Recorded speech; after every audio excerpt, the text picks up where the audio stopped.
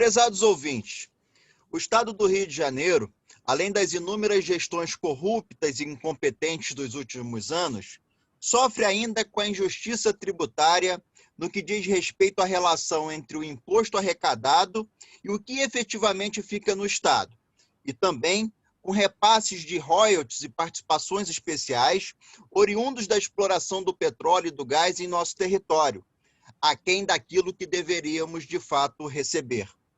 Exatamente com o objetivo de investigar a queda nesses repasses, está em andamento na Alerj uma CPI presidida pelo deputado Luiz Paulo, que vem obtendo importantes resultados. No programa de hoje, conversaremos sobre as últimas informações relativas à CPI e sobre os valores que podem vir a ser recuperados pelo Estado.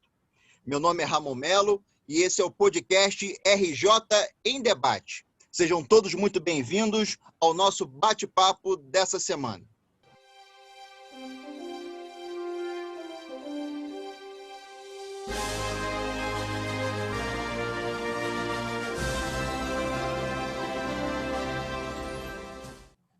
Deputado Luiz Paulo, como tem passado? Ramon, nesses períodos que estamos vivendo, de crise pandêmica e crise institucional, é um susto por dia. Mas tenho sempre dito que nós que temos uma trajetória de defesa do Estado democrático de direito e queremos que o Estado possa ter projetos estruturantes e que possa também haver um equilíbrio fiscal para investimentos que possa melhorar a qualidade de vida da população e também a prestação de serviços públicos de boa qualidade, nós estamos resistindo e propondo. Deputado, falando em susto, ainda em março, quando a CPI estava para ser instalada, o senhor comentou que poderia abrir a caixa preta das concessionárias de petróleo e gás. Foi possível acessar essa caixa preta? O que foi descoberto até o momento? Ramon, é necessário que nossos ouvintes entendam que a grande crise fiscal que nós vivemos se alicerça principalmente na crise de receitas. E as grandes receitas do Estado têm duas naturezas. A receita tributária, que são todos os impostos que o Estado recolhe. O ICMS, o IPVA, o ITD e o próprio imposto de renda dos funcionários públicos estaduais. Essas são as receitas tributárias. E tem as receitas não tributárias, que a maior delas é as receitas oriundas dos royalties e participações especiais que as concessionárias que exploram petróleo e gás pagam à União, aos estados e municípios produtores. Então, essa CPI ela foi instalada para destampar a caixa de Pandora relativa às deduções que as concessionárias de petróleo e gás fazem para vir a pagar as participações especiais. Esses descontos feitos jamais foram devidamente controlados e fiscalizados, fazendo com que o Estado do Rio de Janeiro tenham perdas fortíssimas, e também a própria União e os municípios produtores.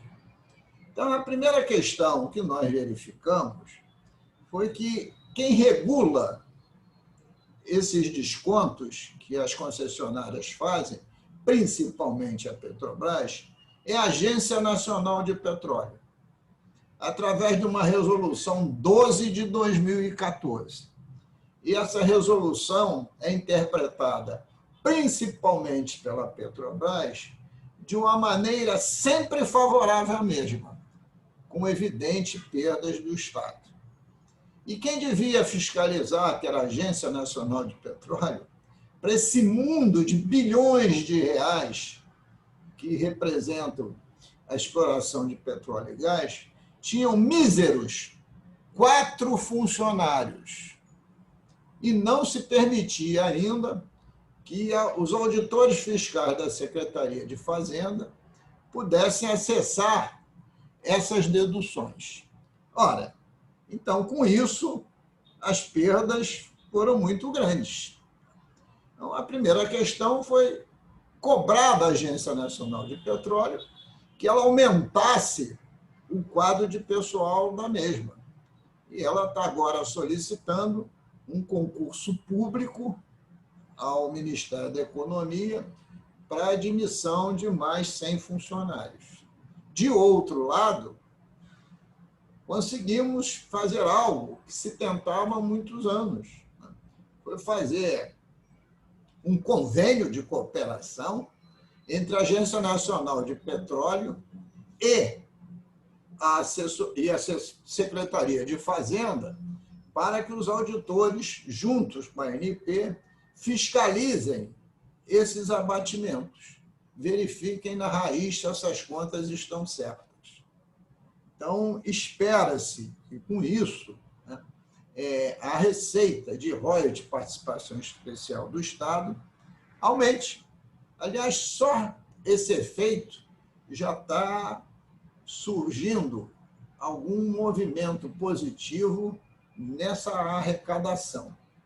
E as descobertas são de muitas facetas, porque, no fundo, todos os investimentos que as concessionárias fazem de 1% do seu fluxo de caixa, né, em programas de desenvolvimento, de pesquisa científica e tecnológica, na verdade, eles abatem integralmente do que deviam repassar ao Estado. Então, quem está investindo é o Estado, e não as concessionárias. Estou dando esse exemplo para não me estender muito, porque as descobertas que a gente quer vir a corrigir, né, são muito grandes. E nós só podemos corrigi-la modificando, propondo uma modificação forte nessa Resolução 12 de 2014, para que ela seja muito mais restritiva. Deputado, eu tenho certeza que essas descobertas estão deixando os seus seguidores abismados. As cifras chegam a 10 bilhões de reais que o Estado do Rio de Janeiro deixou de receber.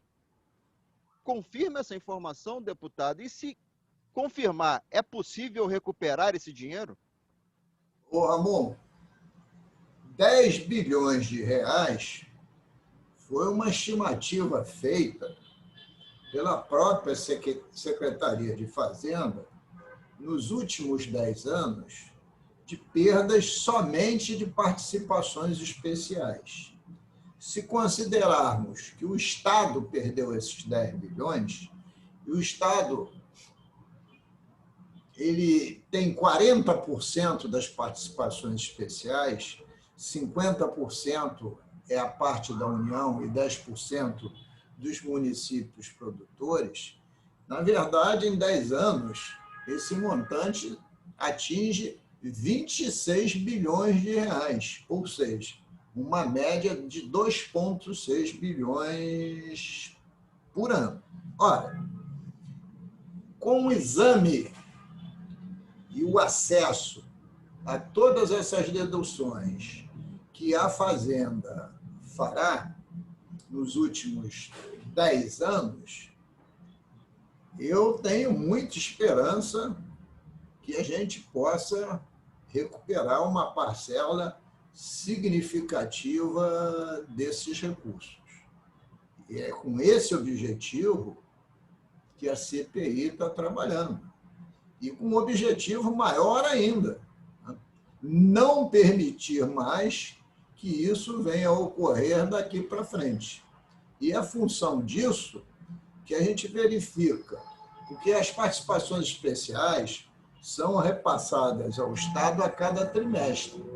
Então, no último trimestre, né, que fechou no mês de junho, né, nós já percebemos que houve um ganho representativo se cotejado com o ano de 2020, o que já simboliza um pouco esse novo momento que a fiscalização desfruta de mais força, mais poder, e também o momento que a Petrobras, principalmente, está dando um passo atrás, porque está verificando que os ventos estão mudando. Olha, deputado, todos nós sabemos que o senhor tem uma atuação muito firme na questão de orçamento e tributação, porque o senhor mesmo nos diz que não tem como ter políticas públicas de segurança, de educação e de saúde se não houver dinheiro. E o Estado agora, com esse regime de recuperação fiscal, né, que vai ser votado aí nos próximos meses na Assembleia, demonstra que tem uma necessidade de fechar o seu caixa no azul. Ou seja, esse trabalho da CPI, ele é fundamental para recuperar esses recursos que foram perdidos, que deixamos de receber, mas os recursos futuros, que já está tendo, nesse instante, grande relevância para o Estado. É importante a gente poder aumentar, de fato, essas receitas para o Estado do Rio de Janeiro, é isso? Sem dúvida, Ramon. É necessário que nós possamos entender que esse novo regime de recuperação fiscal é uma proposta para 10 anos. E é um regime de recuperação fiscal porque ele analisa só e somente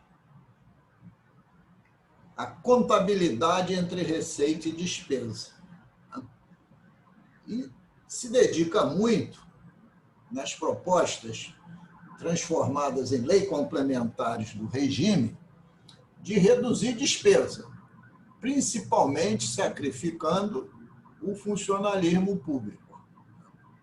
Mas eu continuo a dizer, a grande crise fiscal do Estado se alicerça na carência de receita. E a União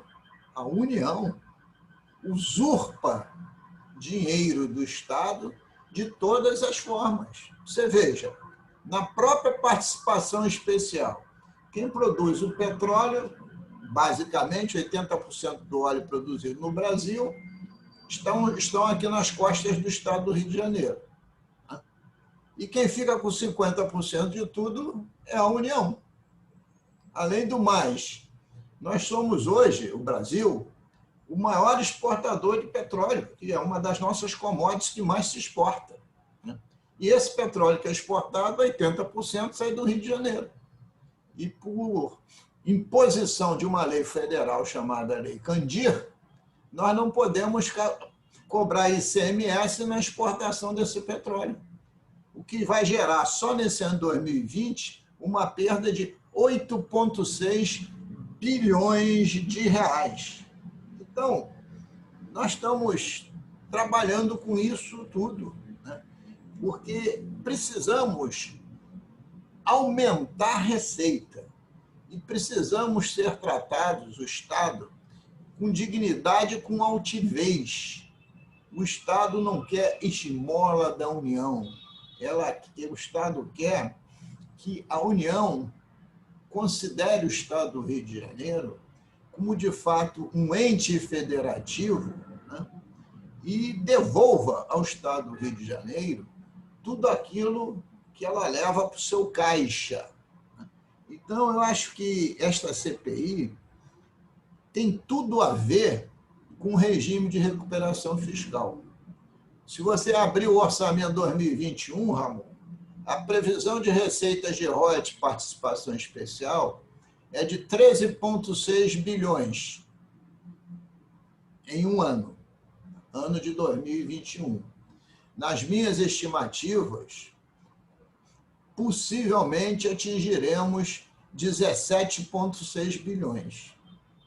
Posso errar um pouquinho para mais, mas eu acho que chega lá. E um dos efeitos desse crescimento de 4 bilhões Um dos efeitos é a CPI. Os outros efeitos são os efeitos do aumento da produção, do preço do barril de petróleo, que hoje está na casa dos $70 o barril, e do preço do dólar, que está a R$ 5,20. Então, esses efeitos conjugados podem já nos propiciar esse ano uma sobre-receita de 4 bilhões, o que não é pouca coisa. Estou falando 4 bilhões de reais.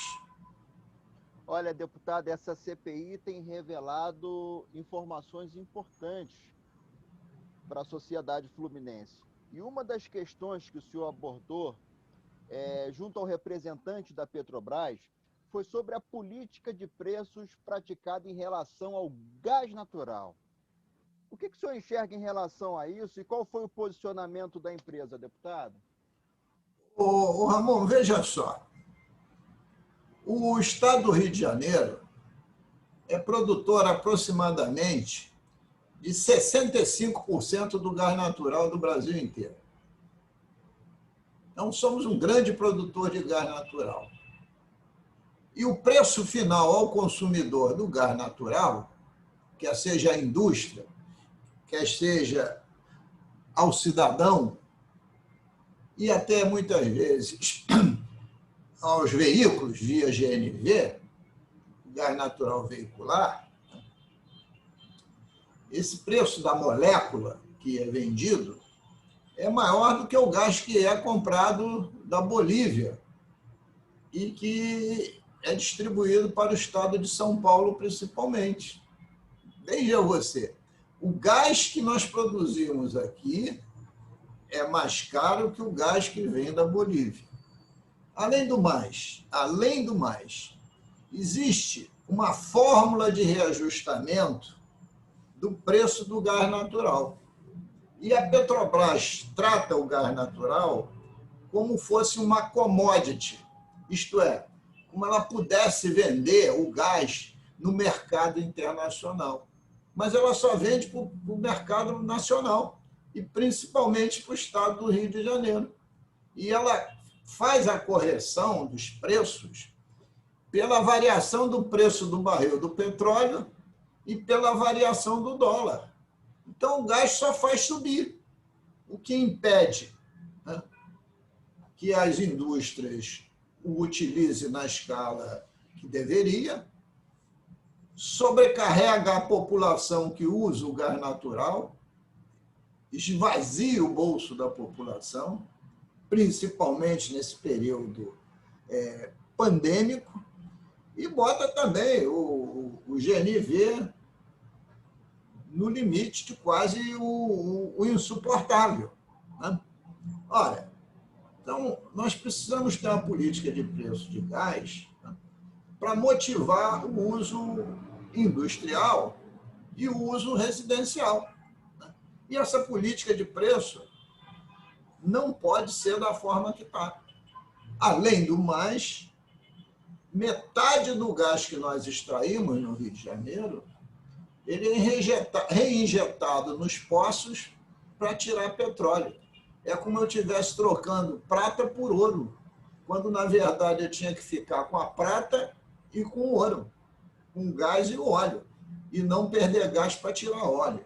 Então, isso é algo absolutamente inaceitável, que a gente está discutindo no âmbito da CPI, mas também em diversos momentos, em diversas outras lives, discussões paralelas, em comissões, etc. E a Petrobras está sempre na defensiva. Diz que é uma sociedade anônima, que ela tem que dar satisfação aos dividendos e que a prática dela é a prática de maximizar os seus investimentos para que eles deem lucro. Mas a Petrobras não está dissociada do nosso país, e muito menos do nosso Estado. E até agora, o Estado, que tem que ser o principal indutor do desenvolvimento, estava de braços cruzados. O que a gente tem feito no parlamento, em diversos segmentos, é fazer o Estado despertar e assumir o seu papel indutor, né? E melhorar muito as condições a favor do Estado do Rio de Janeiro nessa política de petróleo e principalmente de gás. Olha, deputado, essa CPI realmente é muito importante para o Estado do Rio de Janeiro, tanto que foi prorrogada por mais 60 dias. Qual é o planejamento agora para esses próximos dias, deputado? Ô, Ramon, no recesso, eu tive notícia pela mídia e arguí a Agência Nacional de Petróleo, e ela já confirmou que a Petrobras, entre 2005 e 2015, teria, entre aspas, esquecido de declarar à Agência Nacional de Petróleo a extração de um volume de gás de aproximadamente 276 milhões de metros cúbicos, oriundos de um separador atmosférico da plataforma P40. Ora, se ela declarou, ela não declarou, ela também não pagou royalties, participação especial. Isso vai ser um volume de dinheiro significativo? Possivelmente não, e não podemos, por enquanto, estimar. Não é um volume tão expressivo, mas demonstra o quê? Uma prática nefasta, uma apropriação indébita. Como é que durante 5 anos seguidos, 10 anos seguidos, 2005, 2015, você esquece de declarar um volume de gás que você extraiu? Mesmo que você não tenha esquecido, tem algum pretexto jurídico, você declara e contesta, e não omite. E quem descobriu isso não foi a mídia, não. De uma forma tardia, foi a própria Agência Nacional de Petróleo. Olha, diante de fato como esse, né, diante do fato que nós temos que fazer um denso relatório final, e tem algumas questões, de muitas e muitas perguntas que fizemos por escrito, tanto a Agência Nacional de Petróleo quanto a Petrobras, na análise desses documentos, nós precisamos ainda debater outros temas, como esse aqui que coloquei. Uma possibilidade, Ramon, de se ter um condomínio industrial lá em Itaboraí, no Comperge, porque aquilo lá vai ter uma unidade de processamento de gás natural, o GPN, que vai ser inaugurada em fevereiro de 22. O gás virá de tantas áreas de exploração, mas principalmente do campo de Tupi, pelo um duto chamado Rota 3, mas se faz necessário, evidentemente, que nós possamos dar uma utilização àquele terrapleno imenso que está lá. E um condomínio industrial com redução do preço do gás pode ser uma saída. Ou seja, deputado, está muito claro que ainda temos muitos temas para serem discutidos em relação a essa CPI, seja esse complexo industrial, seja até a correlação com a Operação Lava Jato. Por isso que a gente combina aqui do próximo programa a gente ainda estar falando sobre essa CPI. E vamos agora ao nosso quadro Bola Dentro e Bola Fora. Um destaque positivo e outro negativo da semana que passou. A Bola Dentro de hoje é dada para todos os atletas que participaram, ganhando medalhas ou não, nos Jogos Olímpicos de Tóquio. O Brasil bateu o recorde de número de medalhas, superando a marca de 4 anos atrás, que foi dia 19. E as Olimpíadas estão conclusas exatamente no domingo passado, 8 de agosto, em que nós comemoramos o Dia dos Pais. E, evidentemente, Dia dos Pais também tem um simbolismo muito importante, porque a figura paterna nós temos que sempre homenagear, porque ela é imperiosa na nossa formação. Mas eu queria não deixar passar em branco para dizer que a maioria dos nossos atletas são verdadeiros heróis, porque não tem infraestrutura esportiva nesse país, infelizmente. Escolas, a maioria delas, nem quadras têm para fazer um mero exercício ou uma aula de educação física, que fará para a prática de esporte.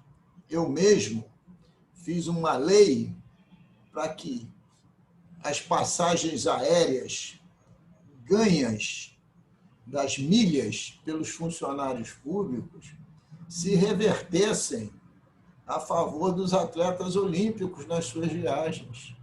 Jamais consegui que tal lei fosse regulamentada. Então, na verdade, a gente tem que parabenizar fortemente não somente os nossos pais, mas também os atletas, né, que foram vencedores. E os atletas que competiram. Só o fato de competir na Olimpíada é um feito inesquecível. A bola fora de hoje vai novamente para o presidente Bolsonaro, que insiste com a sua ira feroz em estar sempre contra as instituições, contra o Estado democrático de direito, sempre arranjando um tema para isso. Agora,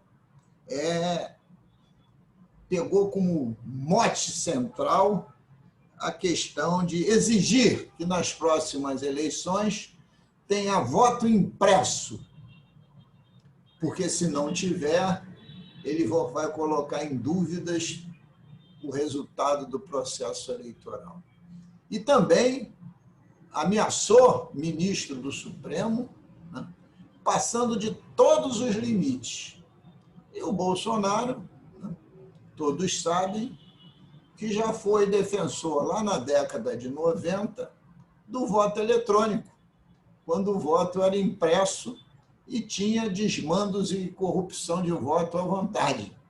Ora, então, na verdade, o que o embala não é uma crença, é a tentativa golpista que ele carrega no seu âmago, né, para se colocar como novamente presidente desse país. E aí não mais pelo voto, mas não conseguirá. As instituições democráticas do nosso país, a população brasileira, vai escolher o seu próximo presidente através do voto e através das urnas eletrônicas.